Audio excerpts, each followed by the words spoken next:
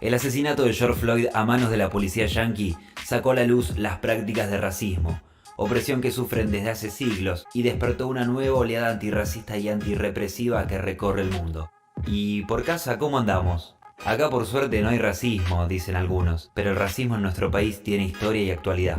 La invasión y colonización española de nuestro continente se hizo sobre la base de un brutal genocidio sobre las comunidades originarias, que se cobró la vida de millones de personas, implantó formas de servidumbre y destruyó un riquísimo patrimonio cultural de los pueblos precolombinos, todo para imponer un modelo de saqueo y explotación de los recursos, y con la participación activa de la Santa Iglesia Católica. También en la época colonial hubo en nuestro país esclavos de origen africano, como muchos indígenas, lucharon en el ejército independentista, por ejemplo Cabral, pero su escaso número y las condiciones de exclusión social prácticamente diezmaron a los afrodescendientes, y hay una política recurrente para invisibilizarles. Cuando la burguesía criolla se hizo del control del Estado argentino, continuó la política racista de exterminio de los pueblos originarios. Pronto el poder instaló la idea de que las comunidades originarias eran seres salvajes, inhumanas, una amenaza que había que eliminar. ¿Te suena familiar? ¿Estás defendiendo a los mapuches? En el año 1833, Rosas, que ves en el cuadro, llevará adelante la primera campaña del desierto. Fueron asesinadas miles de personas de los pueblos originarios para avanzar sobre los territorios pampeanos. Pero el malo más malo de esta historia es Julio Argentino Roca. A fines del siglo XIX, este nefasto personaje, que sigue teniendo monumentos y nombres en calles de todo el país, llevó a cabo la mayor campaña militar contra los pueblos originarios en la Patagonia, realizando un verdadero genocidio.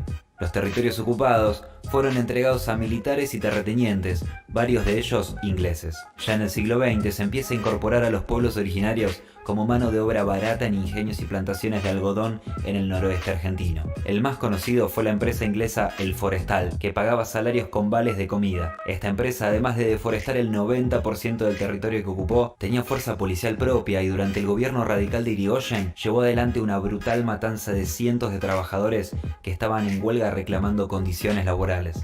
Otra masacre ocurrió bajo el gobierno de Perón, en 1947, contra el pueblo en Pilagá, Formosa, donde la gendarmería asesinó alrededor de 1000 indígenas. A 500 años del inicio del crimen colonial, los pueblos originarios que habitan en nuestro país son alrededor de 1 millón y otros 2 millones son migrantes. La opresión, el racismo y la discriminación siguen vigentes. Negros de alma, cabecitas negras, vienen acá a estudiar porque allá no les da el bolsillo. Volvé a tu país. Son frases que se siguen escuchando porque al sistema le sirve como pretexto para sobreexplotar a los sectores oprimidos.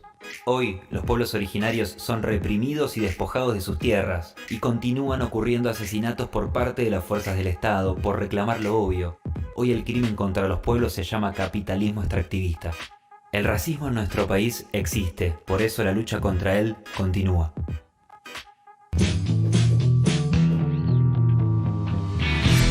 En estos días escuchamos de todo, como que en nuestro país no hay racismo, como veíamos recién, hasta los cuestionamientos de las movilizaciones que hicimos en apoyo a las enormes revueltas del pueblo en Estados Unidos justamente contra la opresión y el racismo en ese país. La realidad es que discriminación, xenofobia, racismo es cotidiano. De hecho, hay campañas ideológicas que intentan instalar como que los pueblos originarios, los migrantes, los racializados somos peligrosos, criminales, y no es casual, porque justamente de esto el sistema se beneficia. Por un lado, económicamente, porque hay más explotación y menos derechos, y por el otro, políticamente, porque intentan dividir a la clase trabajadora. Para continuar, vamos a ver cómo ha avanzado el extractivismo en nuestro país. Y como decimos siempre, también es cómo avanzaron las corporaciones y el Estado contra nuestros derechos y nuestro territorio. Saqueo existió siempre durante el capitalismo, pero en los últimos 30 años se fue imponiendo un modelo que aumentó exponencialmente la depredación y destrucción de la naturaleza, con el único fin de aumentar las ganancias de unos pocos. A este modelo llamamos capitalismo extractivista y de continuar amenaza el propio futuro de nuestro planeta. Seguro recordarán los devastadores incendios del Amazonas y de Australia. Bueno, no fueron desastres naturales. Constantemente los terratenientes y las corporaciones agroganaderas avanzan sobre los bosques nativos del mundo, muchas veces provocando incendios. Hoy lo vemos en las islas del Paraná. En los últimos 33 años se perdieron 47 millones de hectáreas en la Amazonia y Argentina perdió 2.8 millones de hectáreas de bosques nativos en 12 años por la deforestación. Este mismo modelo ha llevado a envenenar la comida. What the fuck, sí, como lo escuchaste. El mercado mundial de agrotóxicos creció un 90% en los últimos 10 años. La Organización Mundial de la Salud incluye al glifosato entre las sustancias cancerígenas, pero en nuestro país se sigue fumigando con ese veneno. Entre Ríos es la región con más glifosato de todo el planeta. No entiendo qué pasa. A su vez, 4 de las 10 primeras causas de muerte son por enfermedades crónicas, cuya conexión con la alimentación está comprobada. Las mismas empresas que incentivan la comida basura son las que nos venden alimentos milagros para adelgazar. También a la industria farmacéutica le es rentable una población con enfermedades crónicas.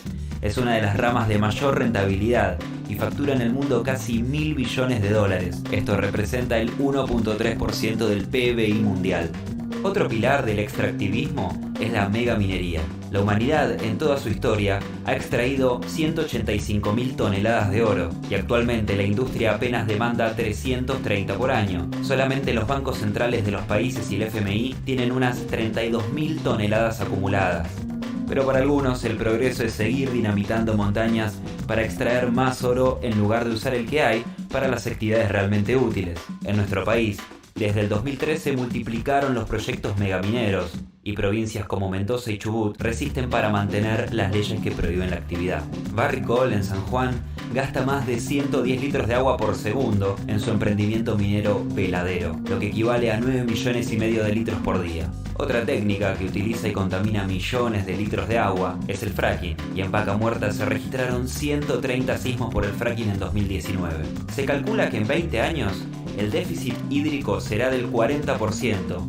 Esto significa millones de hogares sin acceso al agua potable. Tenemos menos de 30 años para sustituir el uso de hidrocarburos por energías limpias. Desde 1990, el efecto de calentamiento que ejercen los gases de efecto invernadero de larga duración ha aumentado en un 43%, siendo el dióxido de carbono emitido por la quema de combustibles fósiles el causante de un 80% de ese incremento. ¿Qué impide el cambio de la matriz energética? Los intereses de las petroleras, megamineras, corporaciones del agronegocio y los gobiernos. Para que tengamos futuro, tiene que haber lucha.